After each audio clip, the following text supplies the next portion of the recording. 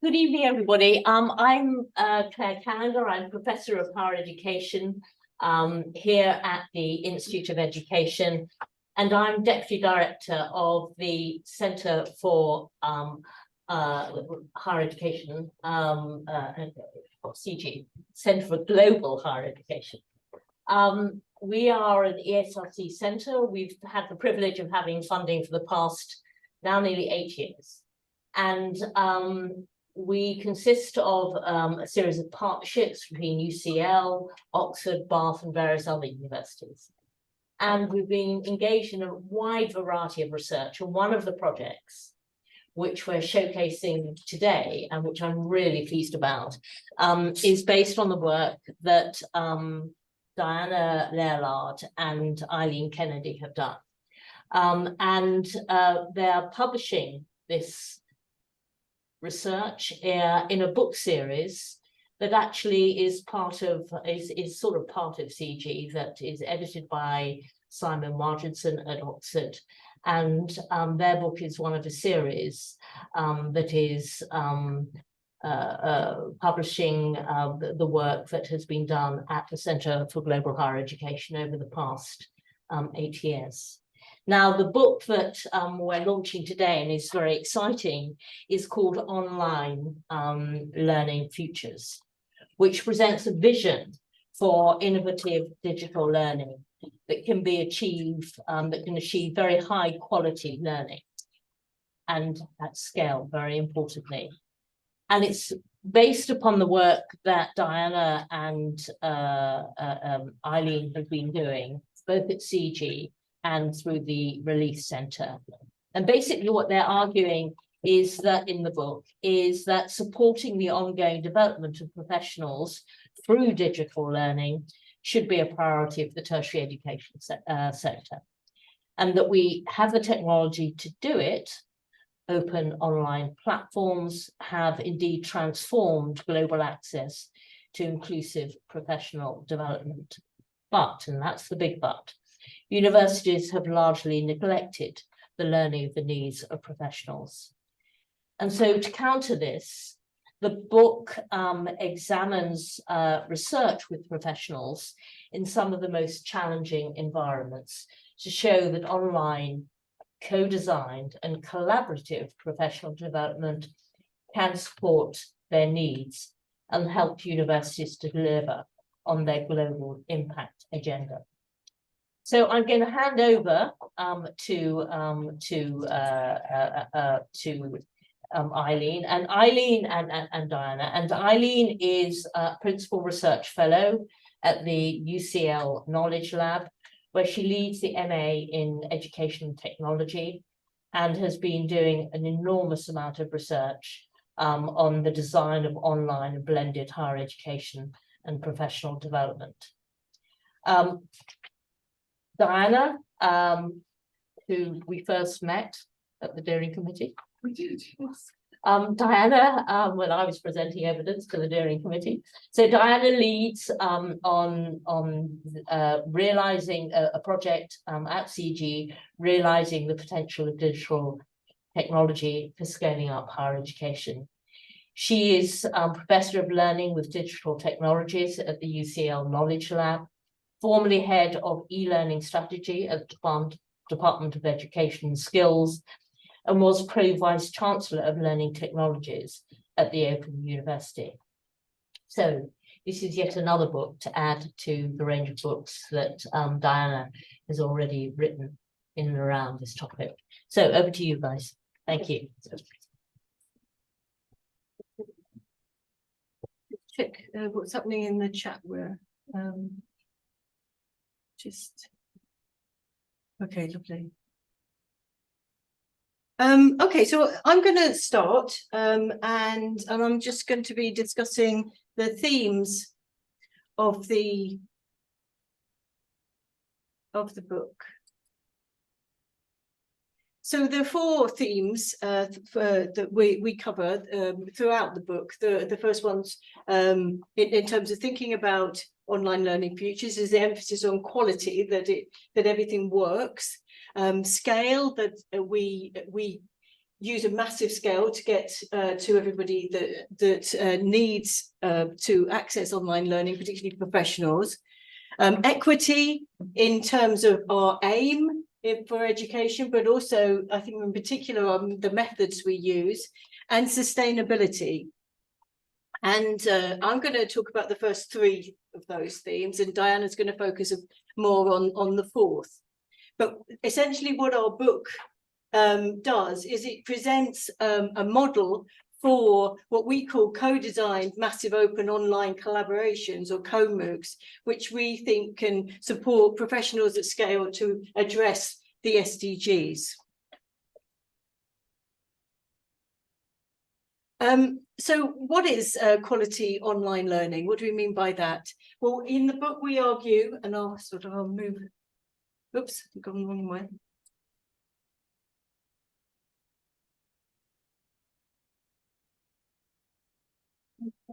What we say is that you shouldn't start with what technology can do and then find out how to use it, as most people do. I mean, this is what people have been doing at the moment with AI tools, scrabbling around to find out how we can use AI tools in education.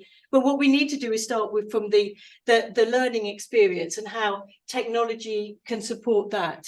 So at the heart of our book is the conversational framework, which is the bedrock of our approach. And if you're not familiar with it, it essentially proposes 6 learning types that you can see here. And that's what we think is how you create quality pedagogy. And this is different from talking about quality as in standards, because that's what the institutions say that they want to achieve, but they say very little usually about what the teacher needs to do in order to create that quality. And that's what we do within the book. We also think about the pandemic and the way the pandemic told us what it told us about quality online learning. And we've found out from surveys that we've done ourselves and other sources that teachers and learners generally want the same thing. They want interactive learning experiences. They want to feel that it's human supported learning via technology. They want social learning. They want a caring approach to online learning, and that's care for the teachers who are working very hard indeed. Institutions need to care for them so that they can care for learners themselves. And I think what we're arguing here is that all of those things, care, interaction, social learning, collaboration, is possible online. And if we, what we're proposing is that we use the conversational framework to design those features into online learning.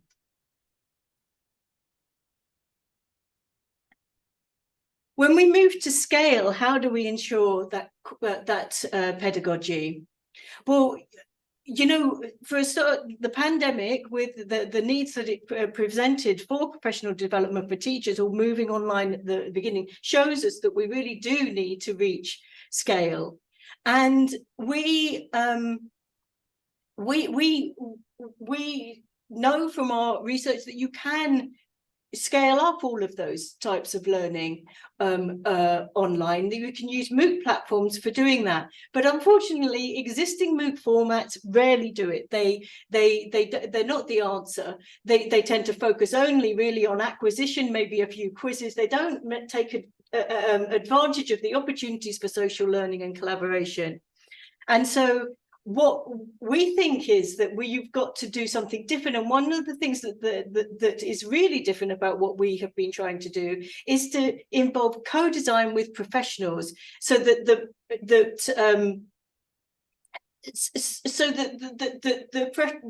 the communities we're aiming at really own the courses that we produce, or the collaborations really that we produce, and that they can support each other with the knowledge that they need. We started by going to professionals, therefore, and asking them what they wanted from online learning. We had a very deep approach to interviewing, trying to get beyond the surface. So we tried to elicit their personal constructs of their existing experience of online learning, and we got a list of I suppose themes that arose from that.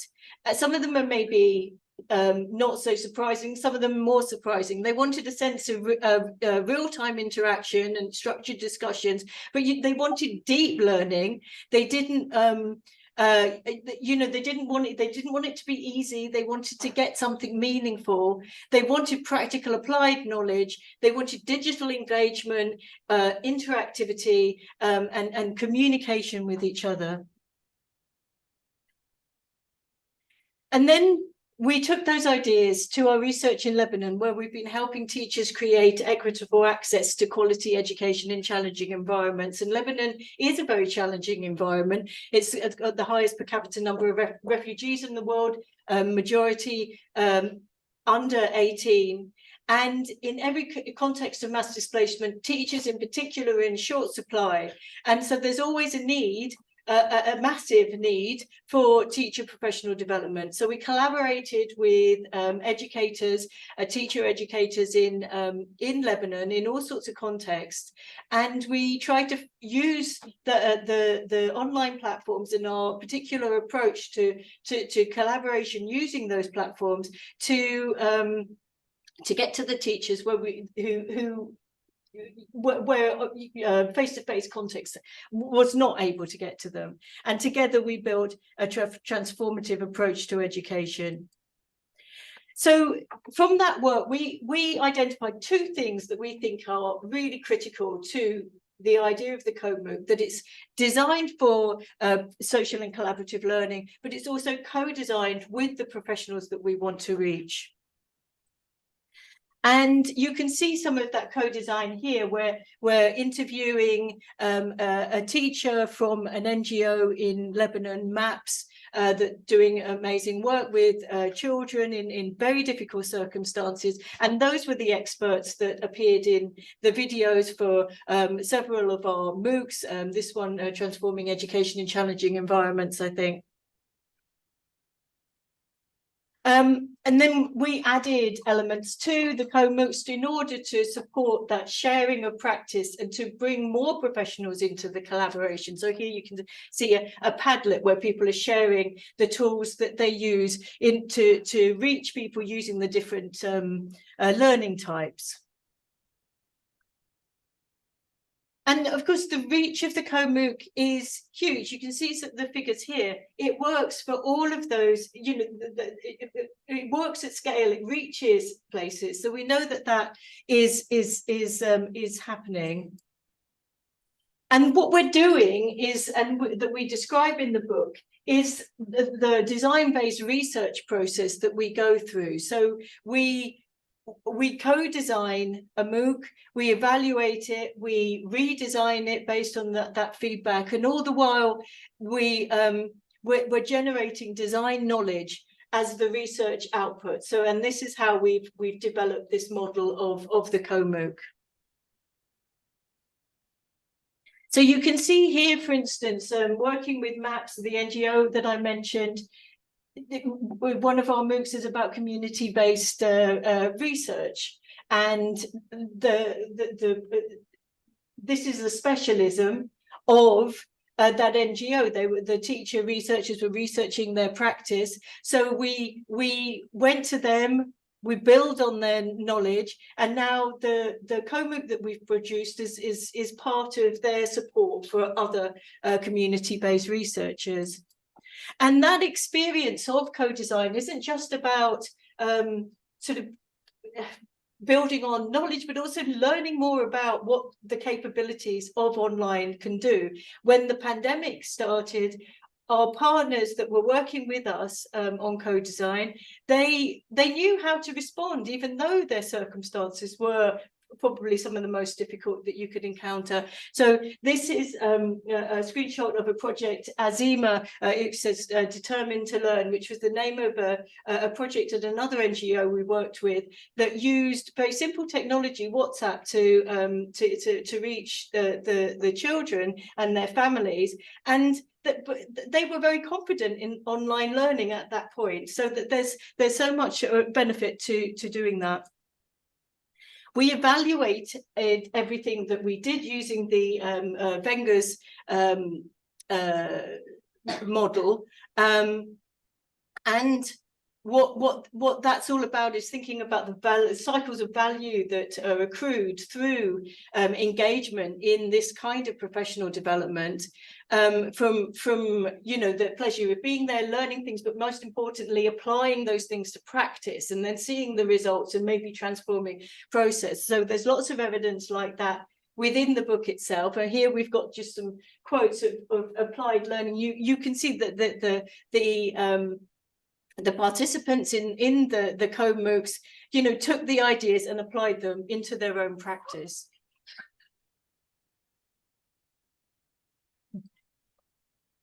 And now we're moving to another context where we're supporting South-South collaborations and interactions that we're working with teachers and teacher educators on the Thai Myanmar border that also have a challenge of training teachers, and they need to have something that is open. It's constant. It's not just a one-off. That is co-designed with the community and it produces an opportunity for recognition of teacher learning, so that, you know, it builds professionalism into what the teachers do.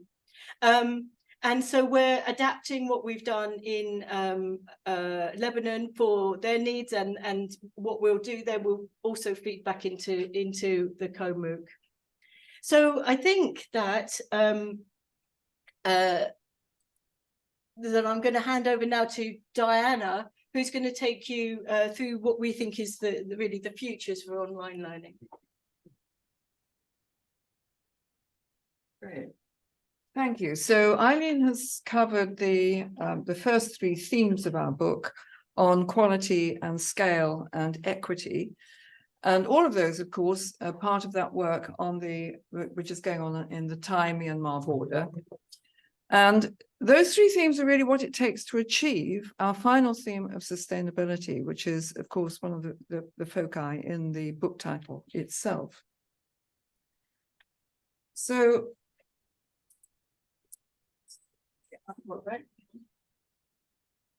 the methods of design-based research that she was describing are what provide the foundation for what we're now trying to achieve with online learning futures. And that's what I'm going to discuss now in practice.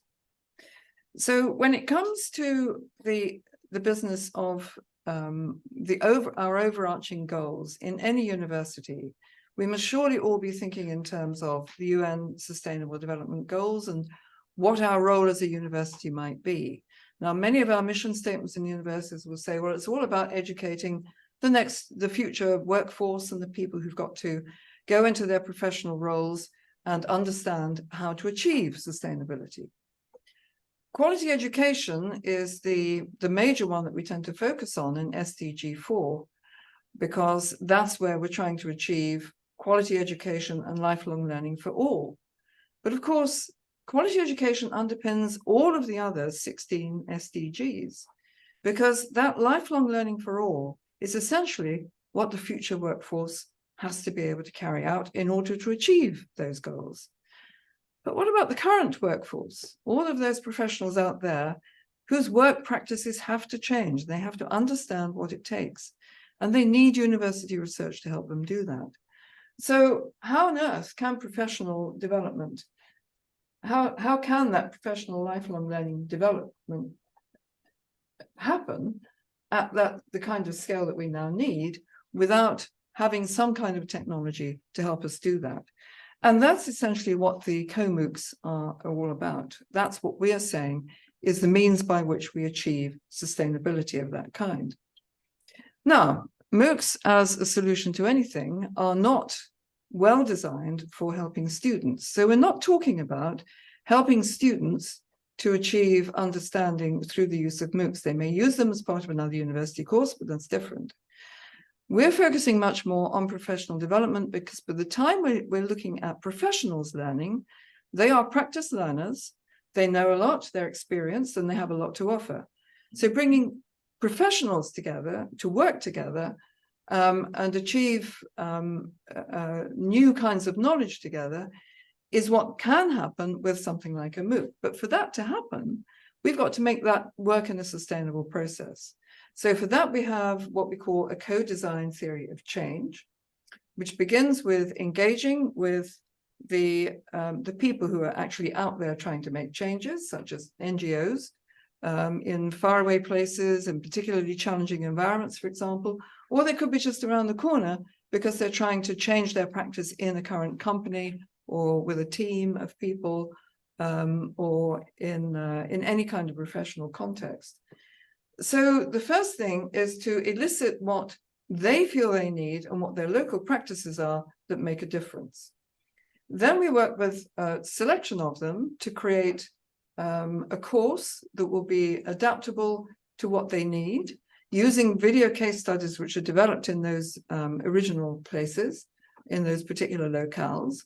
We can then extend that process by scaling up to make the co-MOOC, which is this co-designed massive online professional collaboration, to bring them together to share their tested solutions. And this can be in many languages, as we can see from this particular kind of Menti collaboration. But then each of those different sites has to embed that new practice in some way. So we also want to embed into the co-MOOC the activities that will support participants in creating their own local workshops using some of the materials in the MOOCs. But to make that sustainable, of course, there are costs in developing and running a MOOC. The development costs in the first place are fixed costs, and you just roll that out for however many students you have. It costs the same to develop it for 100 people as it does for 100,000, because those are the fixed costs. But then the running costs, if you have 10,000 people there, you want some people interacting with them, because the interaction with educators is so important for the people who are conversing, and that brings a lot more people into that conversation. That social learning needs to be invigorated by people like the mentors. So instead of having the educators going in all the time, one of the things we've tried doing is recruiting alumni from each course who've passed the whole course and have been very active in the discussions. They are volunteers who come in to be mentors in the next run, and many of those have been coming back again and again for several runs. We've been extraordinarily lucky with that, actually. Okay, and that whole process is an iterative process. Each part feeds back and into the further development of the next one. So it's a little like trying to build that collaborative process of knowledge development that we have in science and in scholarship. So that process of scaling up from the local to the generic, the global, and then back again, begins with particular people in a particular location. We began with working with professionals in Lebanon who are working with refugee communities, because that's the most challenging environment you can come across, pretty much.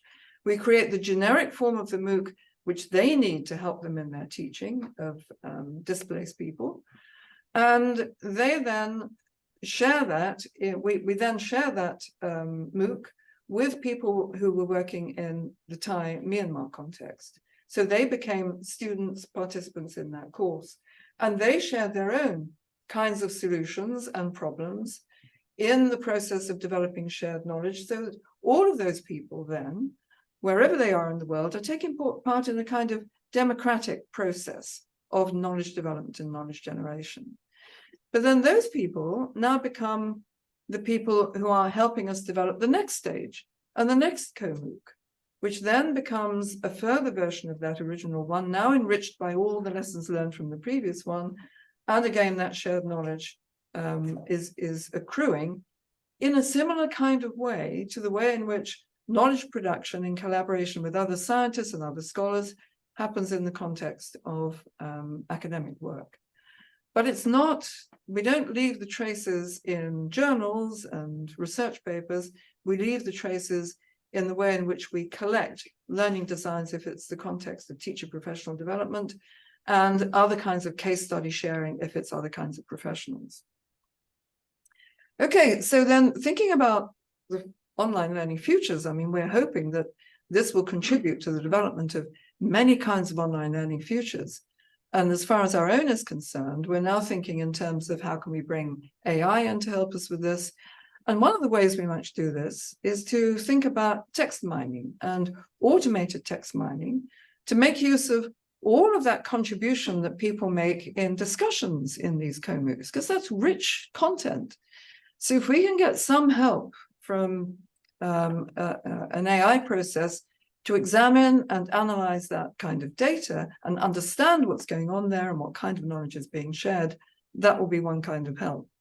Another kind of thing we're doing is developing a chatbot, which should be able to work with participants to encourage their own reflection on their practice and the way in which what we're doing in the MOOC is applying to their own practice. So one that we've got running at the moment, for example, is on blended and online learning design.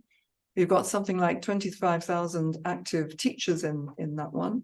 So that's a lot of learning going on. And if we could just make use of that, using a chatbot, so we have a new activity in there, using a chatbot to encourage them to reflect on their practice and think about what they need to do to change it, then we begin to harness a lot of that professional knowledge and information that's going on. So what are the future directions for global professional collaboration on sustainability? Well, I think if we're trying to summarize what we've been saying, we're planning our design research using that co-design theory of change, which allows that cycle of sustainability to actually to work. We go from one site to the generic, to then back to many global sites and try to articulate and capture that knowledge. We engage at the start in order to sustain over the long term, because that engagement, that throughput of people who are engaging with the course is what allows us to sustain it in a way that is manageable in terms of the ongoing costs.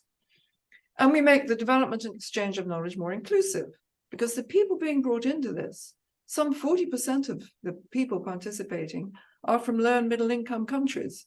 Now that's not a bad reach into places that really need professional development and exchange of the kind they don't normally get. And we're aiming for this, supporting a global south to global south collaboration, because they share so much. I mean, we go from Lebanon to Thai-Myanmar border.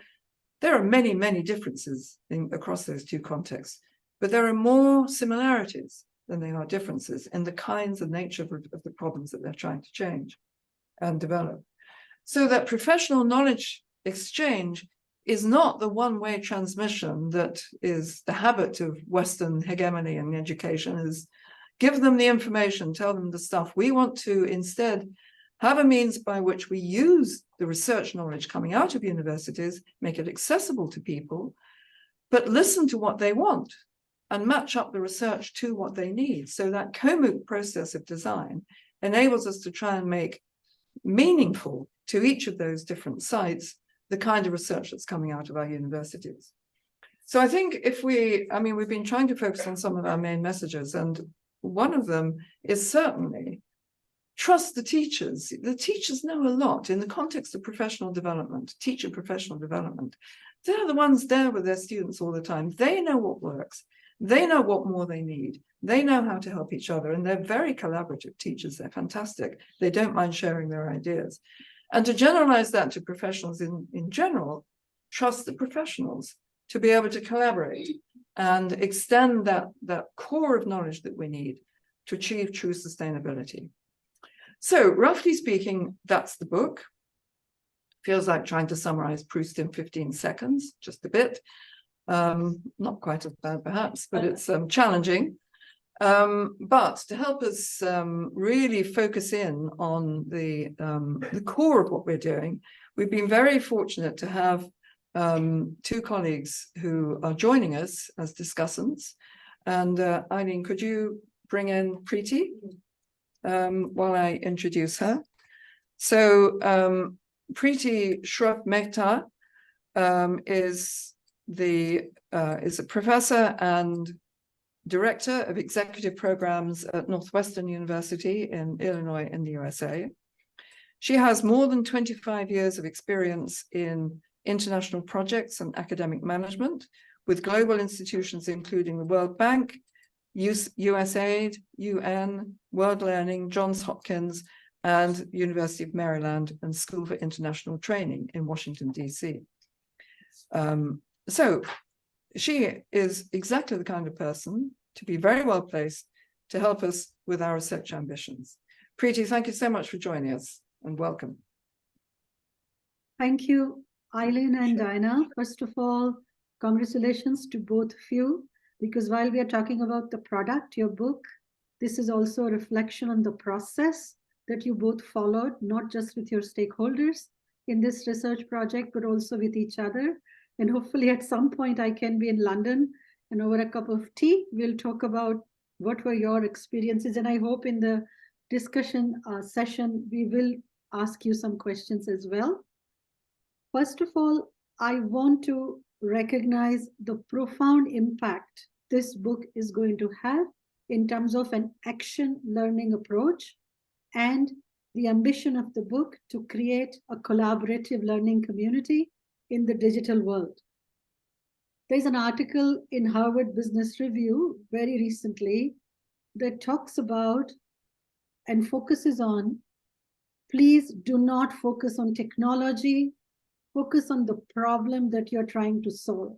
And I think that is what you are reminding us, that while we are in a digital world relying on technology, the goal should not just be technology and tools. The goal is to stay focused on what are the key problems facing humanity that we are trying to address. And in this case, it is the UN Sustainability and Development Goals, and how do we bring that from theory and concepts to local practice level.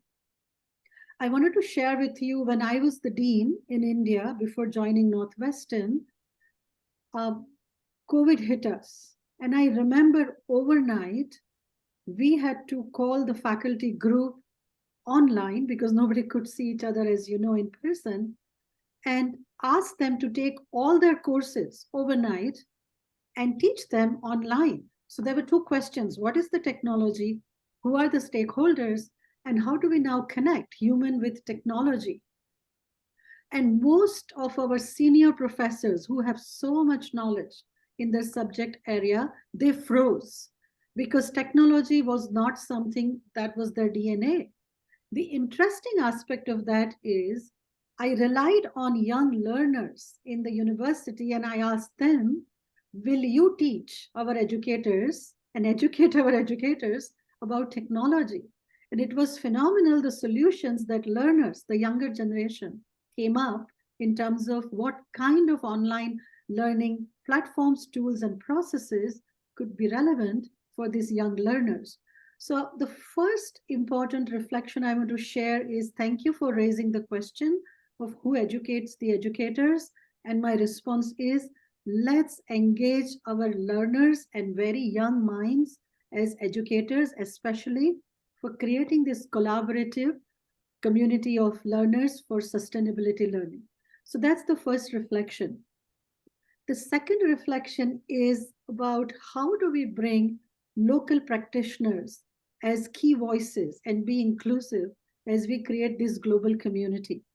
And Eileen and Diana, the first time I looked at your book summary and outline that you had sent me, you helped me go back in the memory lane. And I remember my childhood experience where my mom and my mother would give me a small cloth bag made by her. And she would say, go to the local vegetable market, to the farmers, and bring me these vegetables. And I would walk very happily with that little bag in my hand that we would use. There were no plastic bags in those days. Go to this local vegetable market, interact with farmers and with produce and flower market, and understand why we have certain seasonal products, why there was drought in certain regions, so we don't have certain vegetables. Talk to those women who were selling flowers. And that was my learning at the field level in an immersive and experiential format to understand sustainability on the ground. So after all these years, when we are in the digital world, our challenge as educators, and I think it's a creative challenge, is how do we bring these local connections and experiences of sustainability in practice at the global stage where all of us can share our stories and learn from each other. And now, years later, when COVID hit us, I was in India, there was no supply from supermarkets who have replaced those local farmers. It is this local farming community who we call Karyana stores in India. They are local markets, cannot compete with all the fancy supermarkets. They were the ones who figured out people's cell phone and mobile numbers, started sending us texts telling us how can they bring local products to us, completely contactless delivery. So sustainability has gone digital in so many ways, and local players are figuring out ways to connect in the digital world while retaining that human contact and experience that is so critical. So my second point is, let's focus on local players and bring them through your collaborative MOOC so that we can learn from all these local practices that are so very sustainable to begin with, and let's not lose those practices. And the third and final piece I want to share is, in any UN documents that you see or UNESCO that talks about education for sustainable development, at the heart of their framework is the practice of global compassion and global citizenship. And if I can share my screen, I hope you all can see it. Are you able to see my screen? Yes, that's fine. Okay. So this is the framework that we have that reminds us that at the heart of sustainability learning in the digital and in the human world is ultimately about people, planet, partnership, peace, and prosperity. And Eileen and Diana, these are the frameworks given to us, and your book is showing us the way that how do we capture this, the way it is happening across cultures and communities at the local level, but also how do we now scale it up and bring educators to capture those stories and create a network of learning. So thank you for showing us the path ahead. And I think collaborative MOOCs is our future as far as we give up this fear and overcome the fear of technology. The second important aspect of this is how UNESCO is defining the 5 main areas for implementing UN SDGs and who are the key stakeholders. First, advancing policy through the work that we do. So I hope that in your collaborative MOOCs, the way we practice sustainability will include policymakers and government leaders, corporate sector leaders, to promote this within public sector, civil society, and corporate sector, because corporate sector policies are critical for ESG, as we know, and compliance will hopefully encourage businesses to become more sustainable. Second, transforming learning environments. You have given us a beautiful blueprint of how do we take our localized learning environments and go global to connect educators from around the world. And as I said in the beginning, let's include young learners also as educators. And that brings us to the third point that UNESCO reminds us of: building capacities of educators. Here, one concern I have that I have observed as a lifelong educator and learner is somehow we have designed education systems that are compartmentalized. And now what your book is reminding us is that we'll have to learn to collaborate at home first, meaning we must work across departments. We must collaborate with colleagues from other schools, from universities around the world. And we were trained to exist in verticals.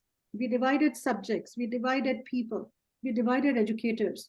So we must change our own mindset to learn and collaborate across disciplines, across fields, and across schools and countries. Fourth important point that I've been saying from the beginning: let's empower and mobilize our youth and next generation, because they are truly digital in many ways.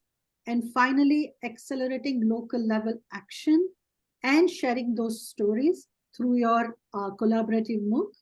I will stop there and just highlight 2 final points from my end where I feel the constraints are.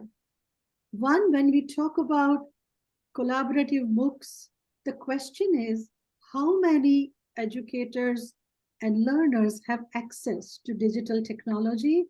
When COVID hit us in India, only 8 to 10% of rural students, rural school participants had access to digital technology. So about 80 to 90% were struggling. So we are still facing this enormous inequalities around the world in terms of access to technology. Second concern I have is affordability. When we create these collaborative MOOC courses, who has to pay for it? Who can afford to pay for it? And how do we bring people who will not be able to afford these courses? So how do we make these courses and learning processes and platforms accessible? And technology is not completely problem-proof.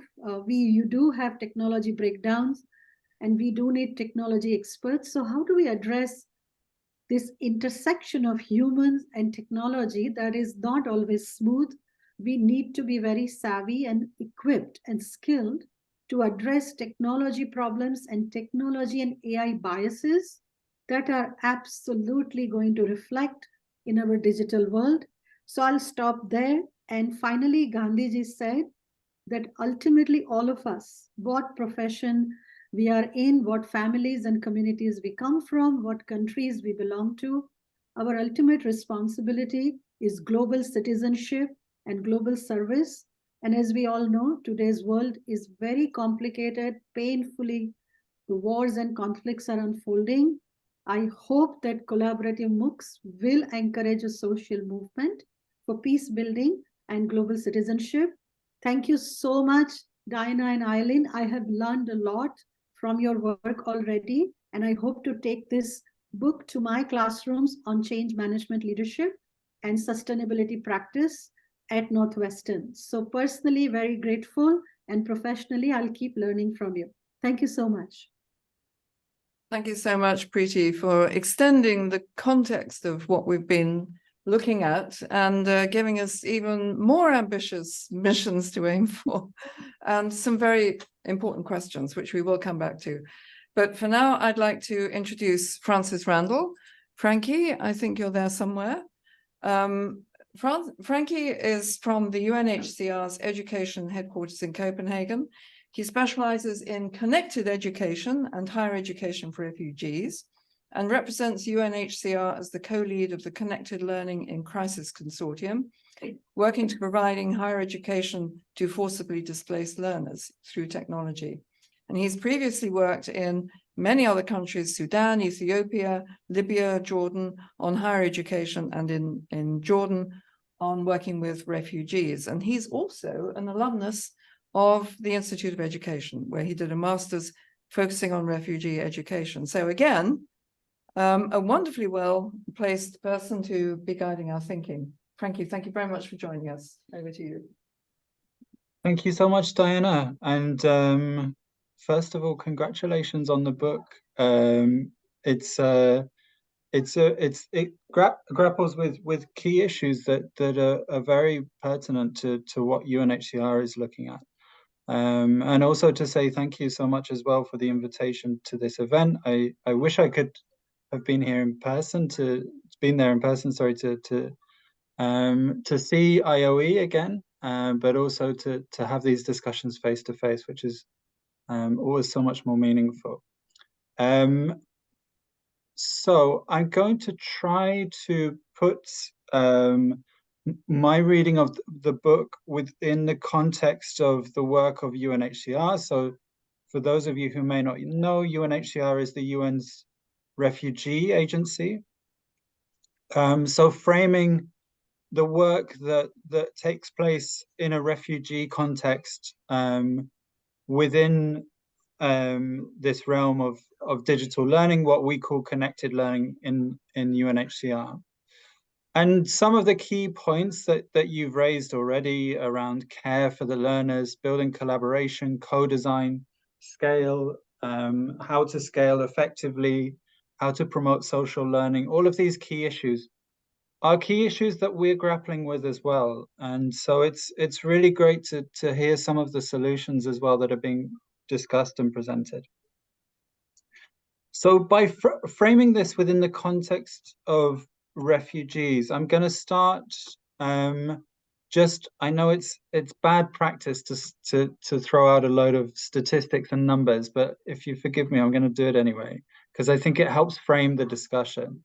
I mean, first of all, to say the scale of the challenge when it comes to not just refugees, but the forcibly displaced in general, the numbers have more than doubled over the past 10 years to 114 million now, and that's predicted to rise and rise again during this year. So that there is a huge challenge when it comes to the forcibly displaced and how they are educated. And then the four statistics that I wanted to throw at you, and then I'll explain why I think they're important, are 7%, 76%, 50%, and 70%. So the first of those is 7%. And 7% represents the number of refugees who are in higher education, as opposed to a global average of 40%, or tertiary education. So refugee enrollment in education is lower at every level as opposed to nationals. And at the higher levels, it drops considerably. And bear in mind, this figure includes countries, wealthier countries in the OECD. So if you go to countries where the majority of refugees are hosted, like for example Niger, you'd find that figure would be a lot lower. I think rates of enrollment in secondary school are around 1% for refugees there. The figure of 76% is relevant because 76% of refugees are hosted in countries where they have restricted rights to work. And so for those of us who are involved in education and what we call connected learning or online education, I think that has real implications for our work. We have to think about, if refugees don't have the right to work formally, what's the kind of provision that needs to be provided that will be relevant to the work that they can access. The figure of 50% represents, on average, refugees have 50% less access to the internet as opposed to national populations. So again, I think when it comes to thinking about the deployment of online technology and online tools, we have to think about creatively, what does that look like in a very low resource environment? And how do we create these tools so that they can be available not just in a format that requires internet connectivity? And then the last of those figures is 70%. And again, highly relevant for online learning. So 70% of refugees are hosted in the countries next to where they have fled. So while in the UK, there are constant news stories about refugees coming to the UK, and they are coming, of course, it remains the case that the vast majority of refugees are hosted next to the countries which they have fled, which are often countries which have severe resource constraints themselves. I mean, to go back to the example of Niger, the quality or the resourcing for education for national populations in Niger is extremely limited, let alone the pressure of having an enormous caseload of refugees in there. So as educators based in our case, in Europe or in America, I think we have to think about online learning as not just about provision, but also about thinking about framing it, how do we support these countries which are hosting these large numbers of refugees, which are already facing severe constraints on what they can offer. So just to come to some of the questions as well that the book raised around quality, scale, equity, and sustainability, I'll just make a couple of remarks and raise a couple of questions on each of these, again, from the perspective of thinking about it of those who are refugees or forcibly displaced. In terms of quality, I think this is a really key issue, and I think there is sometimes a tension between quality and scale. Another statistic, sorry about this. I read this recently, I think in the most recent GEM report, that there was a survey conducted a couple of years ago into EdTech initiatives in refugee communities, and 89% of those initiatives were not under the Ministry of Education. And this presents severe challenges when it comes to professional development, but also to sustainability in terms of, are refugees receiving certificates that will be recognized, that could lead to further opportunities? And is there long-term funding available to support those kind of initiatives? So that's, I think when it comes to the quality question, that's a key one for us. You know, like how are certificates accredited, and how can they support the refugees in achieving outcomes that they would have reason to value? And then that brings me on to the question of outcomes as well. I think that there is the question of quality around pedagogy and learning, but also around outcomes. I was in Malawi last week speaking to some of the higher education students who are studying online there, who have been studying online for a long time, going from course to course provided by different universities, but without being incredibly frustrated because they're not able to translate that learning into practice. Malawi is a country which has extreme limitations on refugees' ability to access the labor market. And so I think the quality question for me also comes, it's not just about the learning, it's about what can be achieved. Like, how's the program set up, or the education set up so that it can be used by the students to access something afterwards. And then on the scale question, it's a really interesting, I mean, this is something I was really interested in the book, in terms of how the co-MOOC model's been able to scale and achieve success through support from learner to learner, and then learners taking on a more advanced role as facilitators or leaders of the learning group, is a really interesting scaling model.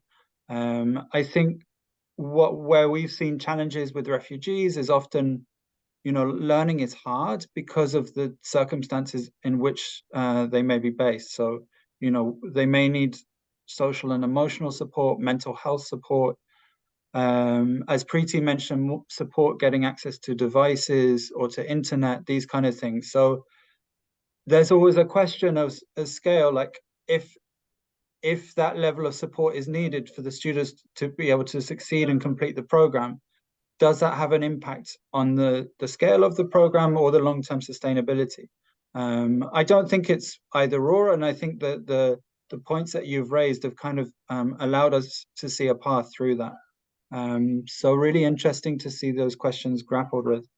And then just to finish up, just on the questions of equity and sustainability, yeah, co-design is critical. And I think particularly for institutions based in the global north, where as I mentioned, the vast majority of refugees are hosted in countries next to those that they have fled. And within a refugee hosting context, there are, of course, enormous power disparities. And so how do institutions from the global north interact with those power disparities, but also engage with them in a meaningful way? And I think co-design it offers some solutions to that. But also coming back to that question of the relevance of the courses for the learners, so that they can get outcomes that they value from them. I think that's also part of the co-design question as well. And just to say, I mean, we've seen examples, and we work with incredible refugee-led organizations. You know, I mentioned I was in Malawi last week. There were 4 what we call connected learning centers, so digital learning centers set up by refugees, running a whole range of courses there, so that you often find this desire from the potential students themselves, and it's a question of how do we, you know, like as an education provider, how do we harness that and learn from it and engage with it? So that's a critical point as well. And finally, on the sustainability question, I mean, I mentioned the inclusion of governments. We also find that a lot of work is funded by foundations. in when it comes to refugee thinking, particularly of higher education, and that funding has a limit on it. And when that limit finishes, what happens? And so we really try to encourage universities or education providers engaged with the space to really think of those questions. What does the funding look like? Or what does the program look like in 10 years' time, not in 3 years' time? But to finish off by, again, just repeating my thanks for inviting me here, and for sharing the book with me. It was a real pleasure to read it and to see how you'd gone about those questions that we're grappling with. And I really look forward to the discussion. Thank you very much, Frankie. There were another rich set of questions and issues for us to address. And I can see what we're going to have to do is to extend this event by having an asynchronous online follow-up where we answer all those questions. Eileen, would you just 2 sentences in response?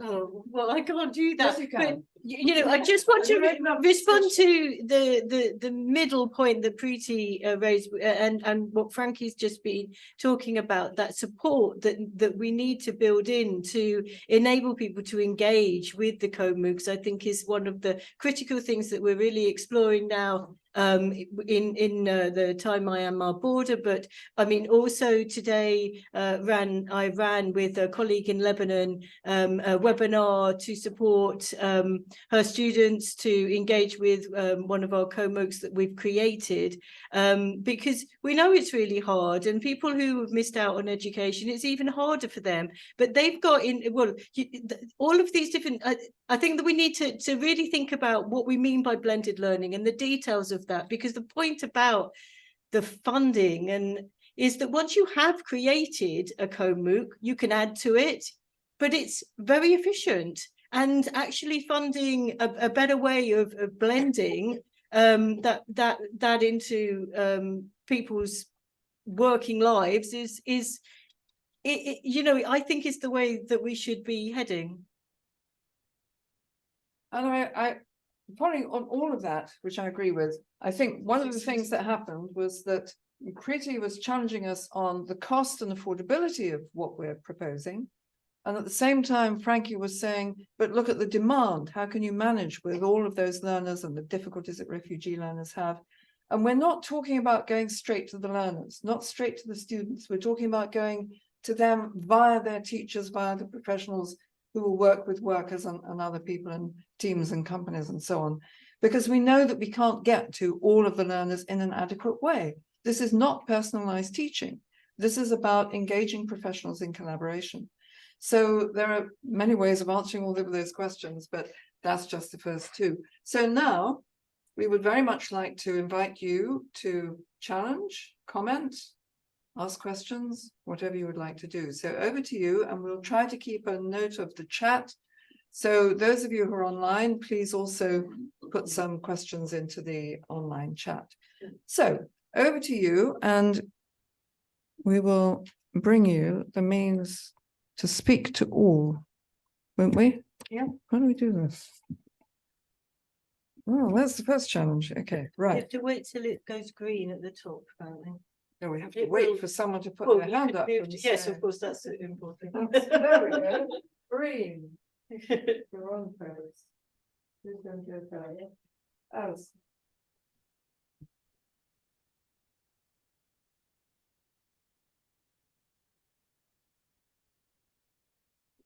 Yes. Hello. Oh, thank you for the opportunity. And this is really very fascinating work. It's amazing what you've done. I just have a couple of questions. Number one, if you don't mind giving a little bit more specific things actually involved in this project in terms of especially what is done on the ground. That just to have a feel for it. The second thing is also involved in a similar thing, but much lower scale. When I worked for Knowledge Lab, we tried to do the similar thing, connecting teachers, NGOs, in Africa, in Europe, in different countries. And also currently I'm involved in another collaboration which links some universities in Ethiopia with Edinburgh University, especially around health services and health professionals. So the way we went about identifying the networks and linking stakeholders is quite informal, but I just wonder how, in your case, you identify the right people, the right connections, and sustain them. And the last point I would like to learn from you is, I can list a long number, a long list of difficulties we experienced. A lot of exciting, fantastic, amazing, and expected outcomes. At the same time, also frustrating, very disappointing problems come through similar work we did over the years now. So I just wondered if there are some challenges you came across and how you tackled them. That would really be very helpful. Thank you. Well, in brief, on the ground, Eileen was showing some pictures of the kinds of circumstances in which we work on the ground. So when we go to the place, we're going to an NGO or somewhere like that, which is working in a refugee community, for example. In Lebanon, we went to refugee communities in the Bekaa Valley. So we're working with the people who are trying to educate the refugees. And that's what some of those NGOs are doing. So we're not working directly with the students again. It's workshopping with the people who know what the problems are and know what they need to share with other people and what kinds of solutions they want, what kinds of things come from university research, what comes from other people, and that's what builds the MOOC. So that's that intensive on the ground work. And that then gets built into the generic MOOC and again through all those other locations. Oops, sorry. And then we go to another location where they've used it, like the Thai Myanmar is one example, and we see what they're doing and how they've built it into what they're doing, and then the whole process starts again, as I was trying to illustrate. The challenges, there are huge challenges all the time, and Preeti was mentioning the access is an issue, but it's not as much of an issue as the way in which education is developing. If you think about the access that even refugee communities have, the digital access is the one thing that stays with them when everything else around them is gone. They've had to move, or their place has been destroyed, or there's been flooding, whatever. There are many challenges to place-based support. The digital support goes with them. So 85% of the refugees in the Bekaa Valley, and when we were working with them a few years ago, had mobile phones. So you can deliver some of their stuff through mobile phones. It's not great, it's not perfect, but you can do something. So continue for 2 seconds. I think let's get another question because we Yeah. Okay, yeah.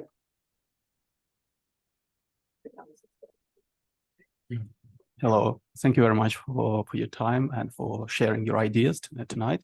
I myself, as a software engineer, and I'm building products for educational ecosystem. I've halfway through the book at the moment, and on the chapter 6, you're mentioning about professionals being involved into co-designing the content of educational process, and myself being a professional and working in an industry and being involved into asynchronous learning, constantly self-studying and constantly developing myself. My question would be, how are professionals going to be involved into co-designing the content of the MOOCs? So basically, are they going to be involved into the content designing, or they are just involved into designing the technicalities of the process, how they share the knowledge? Because, like, as a professional, I would want to be able to say what I would like to learn rather than how I would like to learn it. So yeah, I just wanted to dive a bit deeper into that aspect.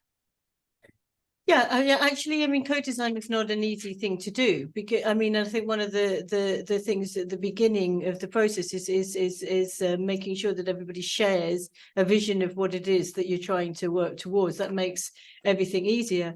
In Lebanon, when we worked with professionals, we interviewed people to find out what knowledge they had that they thought that other professionals needed to know, and so we created videos featuring that, and then created activities with a group of co-designers to help bring other professionals to engage with that knowledge. So then, like, those professionals were creating content. They were, you know, they were fundamental. It was their knowledge.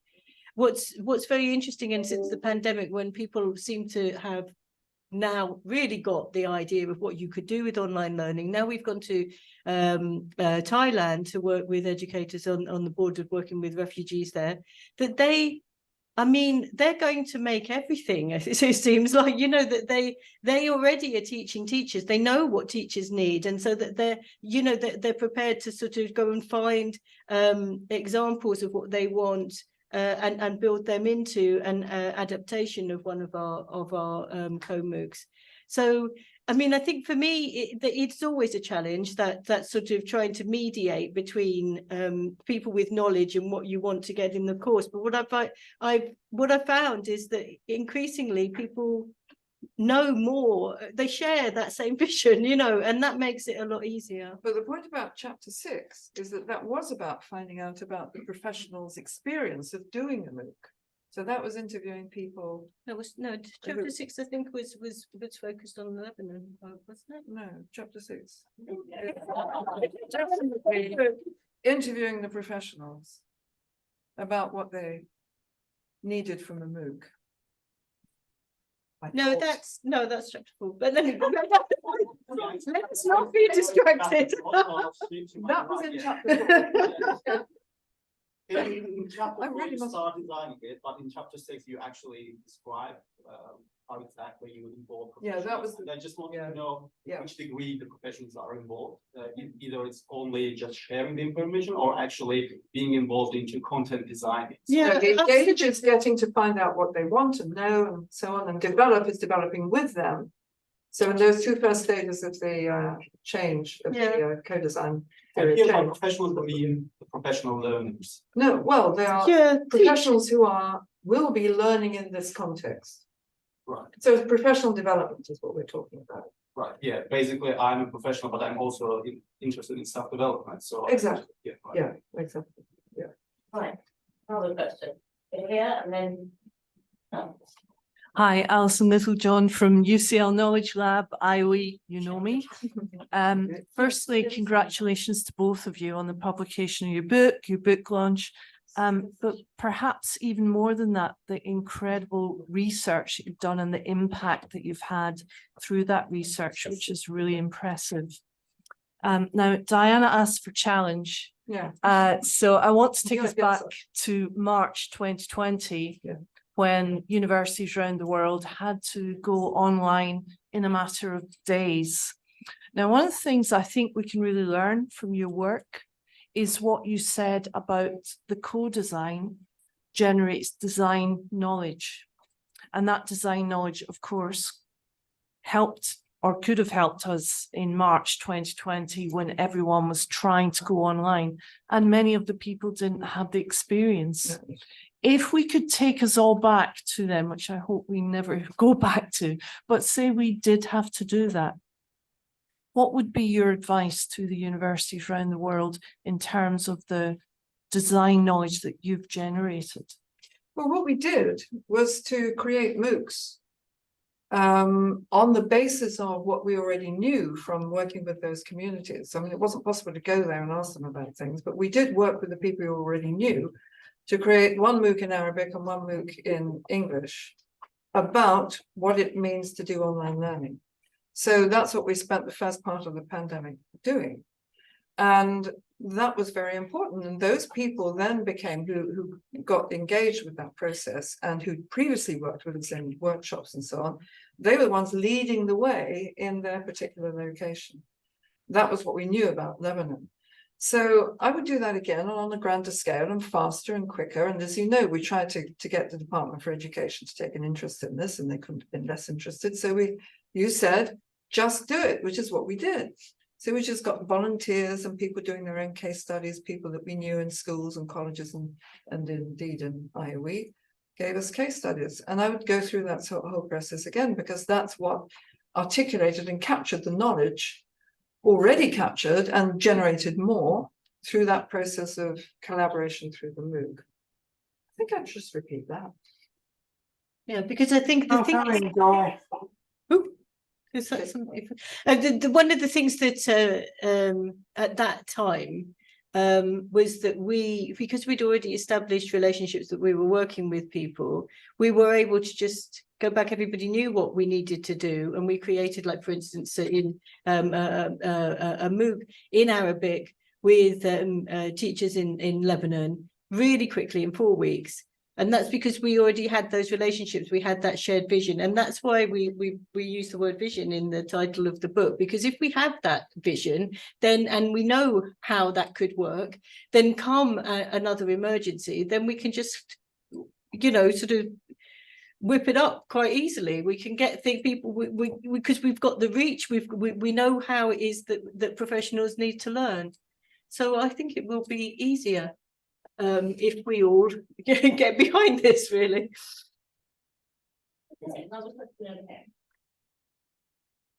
Hello, hi. I'm alumni of IOE, and also I work at FutureLearn.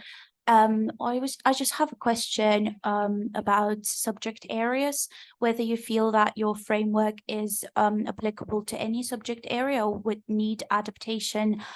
So my thinking was specifically digital and IT skills, which are less language based and more practical based. So yeah.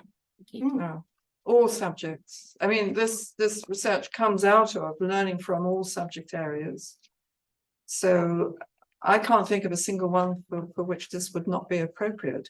I mean, there are things like physical skills, I don't know, brick building or something, or welding, where you need to be in situ to do it, to really practice it. Dancing might be another one, but you can still prepare for that. So you can have digital versions of brick building and, you know, on-site videos and things like that, and digital versions of what it means to do welding, and then you're better prepared for when you actually go there. So name a subject that would not be appropriate for this process. That's the challenge. I don't think there is one. Can anyone think of one? Couldn't be done this way. You can do something.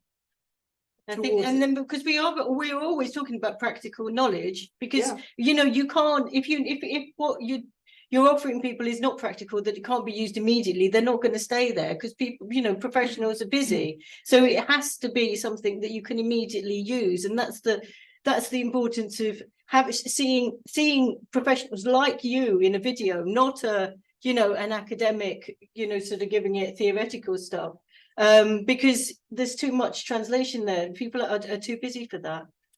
So no one from the online audience has come in. I can see some great colleagues and friends there who I'm sure have got some challenging things to offer us. Oh, one new message. Yeah, but they're not questions. They'll get back to me later. I can solve all your problems. Yes.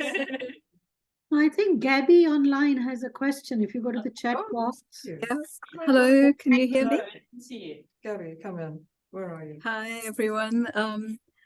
Congratulations to Diana and Eileen on a wonderful book and with very important information for all of us.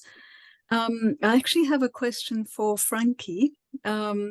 So Frankie, one of the things you mentioned was that there's a mismatch. You gave the example of Malawi, and there is a mismatch between the kind of education that is being provided or that people are taking up in the context of, say, refugee camps in Malawi, and what is available to them as options, career options, for example, afterwards.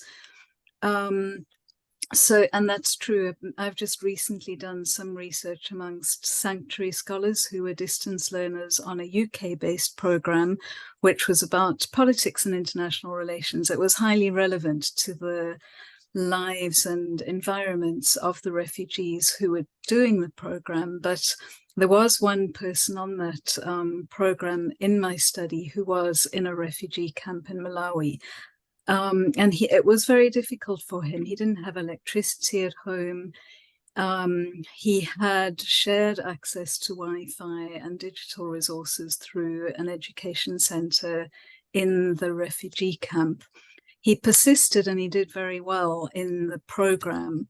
But I'm just wondering, what you're thinking there, whether you have any advice or recommendations, because to not offer that program to someone like him would be to cut off an opportunity, a potential opportunity for him.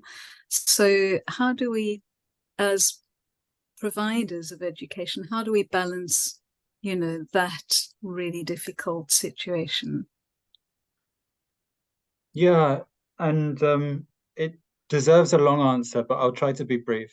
And also to say to you, congratulations, Gabby. I've just downloaded your paper and I'm looking forward to reading it. Thank you. Thanks.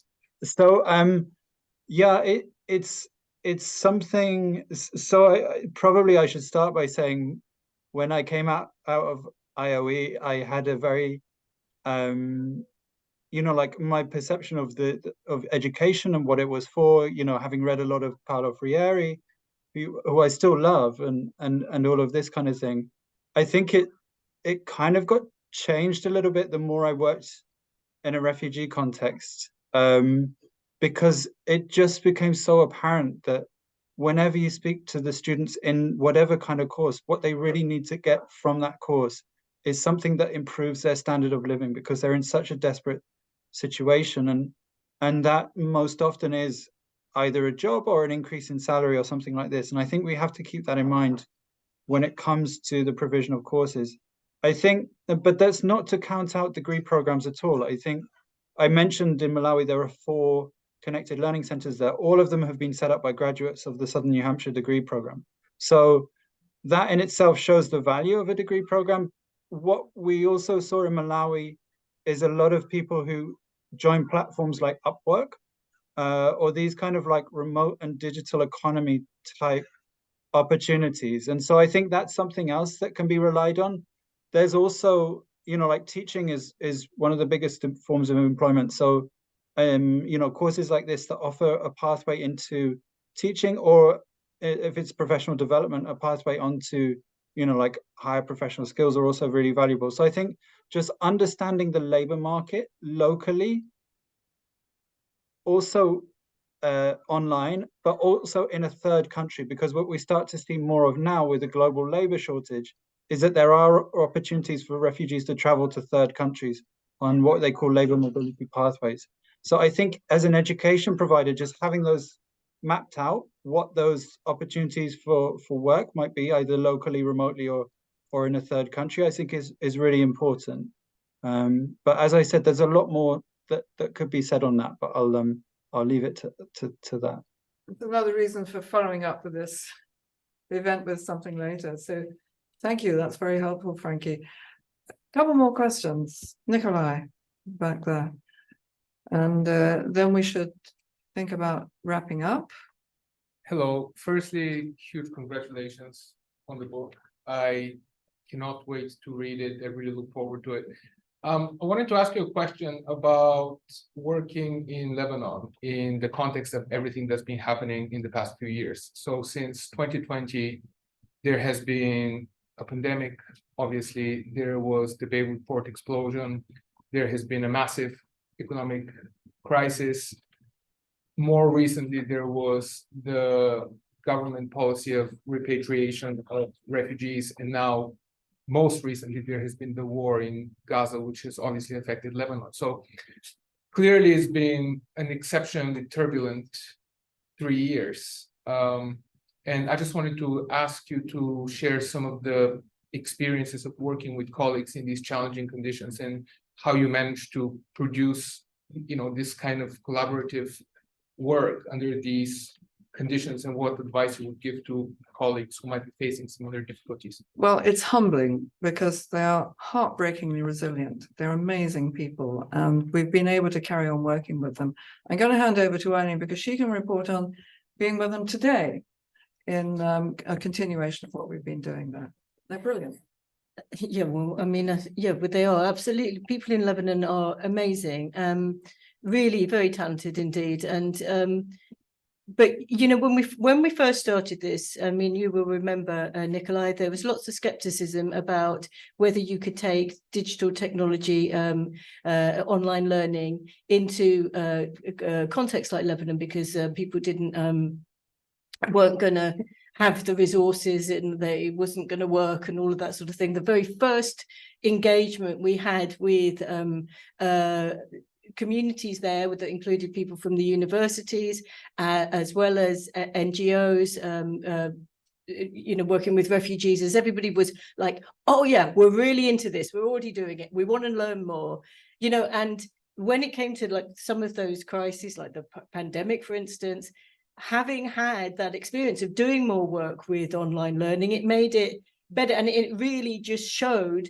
yeah, like actually this is the way to get to people. So what I've been doing today with our colleague at Lebanese University is right now Lebanese University only has 3 hours of electricity every day, so it's impossible for them to really teach. They have to teach in darkness. They have no you know, they can't have a projector, they can't, you know, I mean, it doesn't, it's ridiculous in some ways. But so that online learning, people learning from home, becomes the way to still maintain education despite those circumstances. And you know, and I think that that's the thing. It just has really just shown that we do need to engage with these forms of education, and also that we're not going to necessarily get the resistance that we imagined. And the same is true for the people on the Thai Myanmar border. I mean, they are working in incredibly challenging situations where some of the languages they're working with can't even be written down. I mean, they're quite different set of problems and challenges there. And yet they're incredibly, I mean, they're pushing us. And they're pushing us, I mean, to come back to the point earlier made about the need for certification, for example, for throughput, for, you know, this all goes somewhere. They're pushing us hard to make sure that the teachers who come to our courses get some kind of decent certification or qualification out of it in the longer run. So, I mean, going to the most challenging places in the world enables you to meet some of the most challenging problems and see how they can actually be solved. It's not a bad way to do it, because then those solutions are good for everybody else as well. Couple more questions, comments, challenges? And anyway. Thank you. Congratulations on the book. I haven't read it, so I'm definitely going to do that now. Diana, you mentioned, well, you talked about the democratic process of knowledge production, and this is a wonderful example, and the global coverage is really impressive. But in most cases, did you just ignore or didn't engage with the political regime of the place? And how do you feel about that? Because you said, which I think is really important, the key there is to trust the professionals, trust the practitioners, trust the teachers. Now, we don't have a political regime that does that here. No, and there are other cultural regimes that don't allow that kind of thing to happen. In East Asia, it may not be a purely political thing, but a cultural tradition is such that, you know, set textbooks, the authoritative voice, testing regime, all those determines that the democratic process of knowledge production doesn't happen easily. So how do we engage with that, or should we just purely focus on the grassroots? Well, the value of going straight to the teachers is that you can do exactly that. And that's certainly the case in Lebanon. You know, we did talk to ministers. then we go back the next time and the same minister we couldn't see because he was now in jail. There's a lot of corruption in Lebanon, which made life quite difficult. And indeed, they do have a very rigid curriculum, and it's not for the Syrian refugees, it's for their own people, and lots of challenges of that kind. But the teachers go underneath that challenge. They do what they know they need to do, and they will pay lip service. That happens in this country too. Teachers know what they need to do for their students. In many situations, when I've been visiting schools to see what digital technology they're using, I will say, that's fantastic. The inspectors will love that. And they'll say, oh no, we hide that from the inspectors. That's not what you show off to the people who think they know what needs to happen in education. That's true for teachers across the world. Unfortunately, education is a creature of the nation state. So it all comes down from on high, which is why we say trust the teachers, go directly to them. They know what they're doing. And the thing about the online is that there aren't those borders there. People said to us, for instance, in Lebanon, that, oh, you're never going to get those teachers in the NGOs to go to do the same kind of professional development as teachers from the private schools or the public schools. Online, they all came there.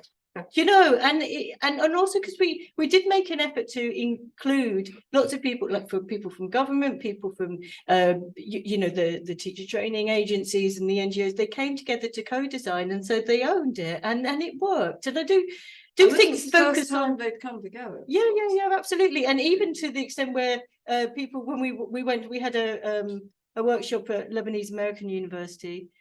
Where our colleagues from Lebanese University is the only public university, and it's quite under-resourced, but they would say, this is the first time we've ever done this, have a workshop at another university like that. So I mean, I think it is the focus on pedagogy, really. I mean, because rather than because that is the bread and butter of what a teacher does, and everybody understands that, so that they are happy to share their knowledge. And it goes cross-sector incredibly. I mean, if those MOOCs where we've said, okay, this is for vocational education, made it very clear, you get people piling in from higher education and primary school and all sorts, because actually we share much more than divides us across when it comes to pedagogy. There's a question right at the back there.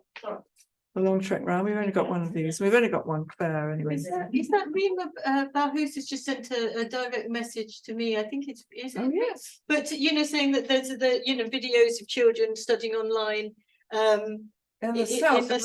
Yeah, and it really works. Yeah. Yes, and it really works well. Parents, teachers, and children love it. So in the south of Lebanon, for heaven's sake. Now, think about that. Yes, please. Hi, thank you so much for the discussion and your insights. I'm currently working as a product development for online learning for teacher professional development. And initially you mentioned that we compared online learning and paper-based, and you said in paper-based, it's place-based, while online in context where there's conflicts or displacement, it goes with them. And we also talked about issues around access to devices. And in many contexts I work with, we also face issues around connectivity. Access to network. Absolutely.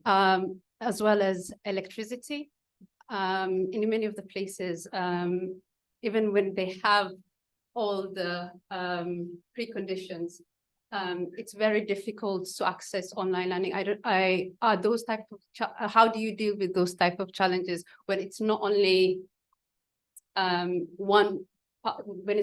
connectivity or access to device, but a combination of issues as well as lack of digital literacy? Well, all those problems are there in Lebanon, of course. And so we're running workshops, about online learning in Lebanon. And there's going to be an hour in the middle of your workshop when there's no electricity. So you do something else. You have workarounds. But I mean, the main thing is, as we said before, that we're not working directly with necessarily the learners. So many of the children in the refugee camp will not have access to they have a mobile lorry that comes around once a week, and then they get to play with iPads and so on. But the bulk of their learning can't be done that way. But we can get to their teachers and their community leaders. So that's why we're focusing on professionals.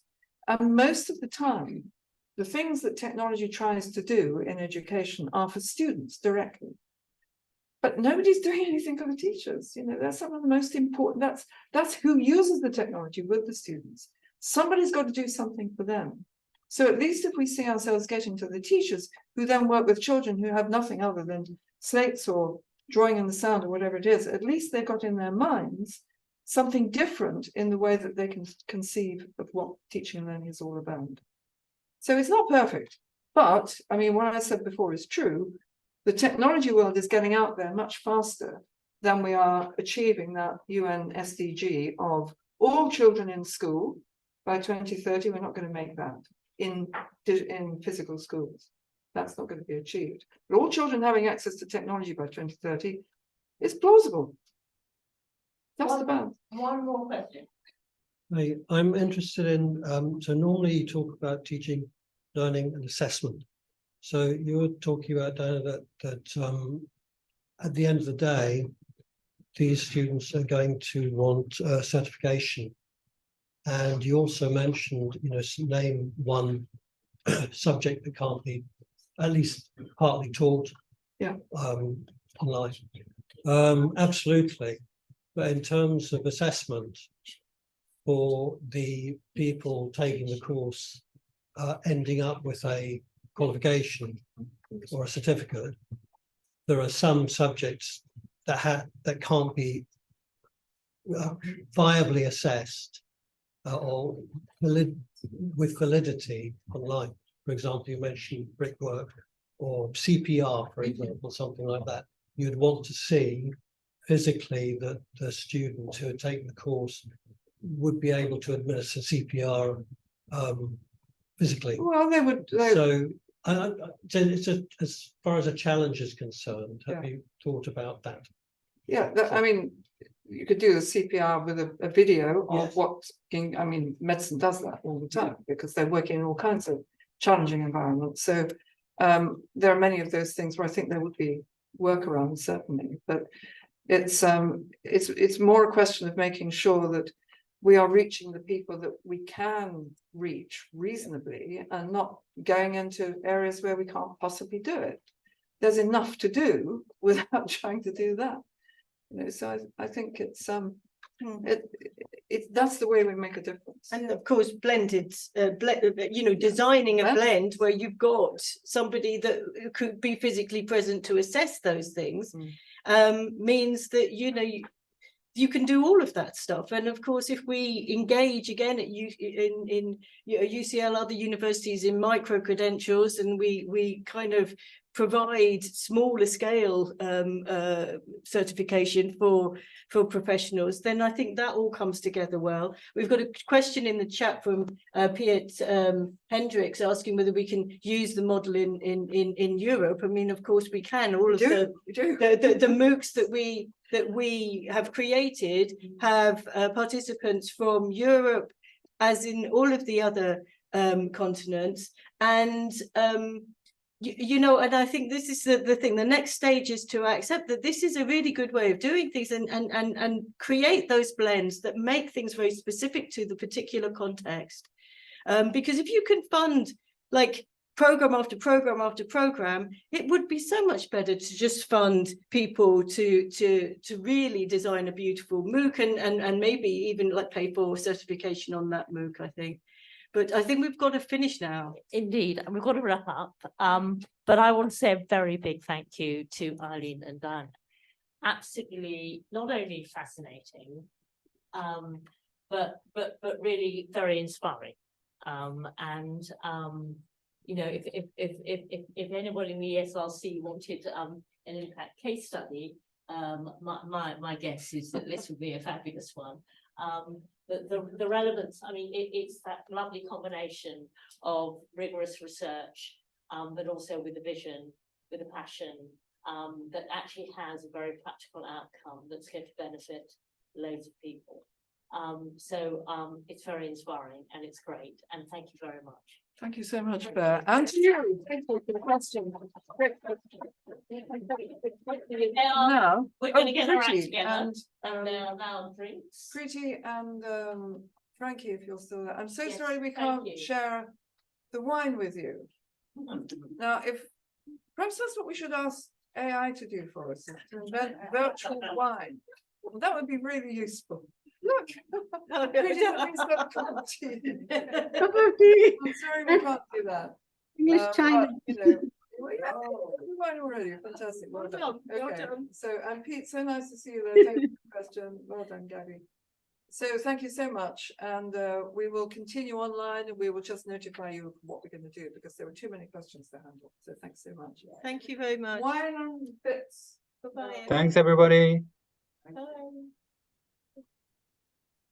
Thanks, everyone. Bye.